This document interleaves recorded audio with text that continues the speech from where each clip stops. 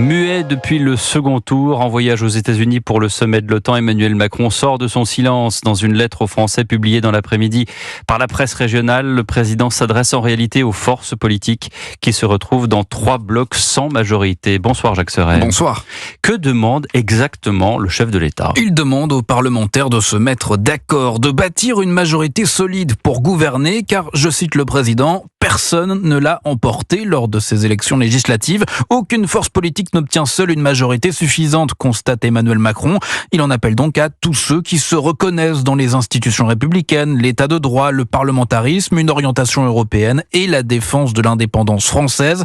C'est à la lumière de ces principes que je déciderai de la nomination du Premier ministre, explique le chef de l'État. Mais il n'est pas pressé, il faut laisser le temps au temps, appuie l'un de ses conseillers. Il n'y a d'ailleurs aucune limite, aucun délai. S'il y en avait un, il l'aurait indiqué à son entourage. Le président demande donc à la gauche et à la droite de se mettre d'accord. Encore faudrait-il, Jacques, commencer par se mettre d'accord au sein même de la Macronie. C'est en effet loin d'être gagné. Les députés Renaissance se sont réunis aujourd'hui à l'Assemblée et les divergences de stratégie éclatent au grand jour. Les parlementaires proches de Gérald Darmanin plaident pour une alliance avec la droite, mais l'aile gauche de la Macronie voit rouge. Le marcheur de la première heure, Sacha Hollier, a par exemple claqué la porte en annonçant qu'il ne siégerait pas au groupe Renaissance. Autrement dit, le camp présidentiel se retrouve plus que jamais divisé au moment même où le locataire de l'Élysée appelle au rassemblement. Merci de ces précisions, Jacques Serret du service politique d'Europe 1.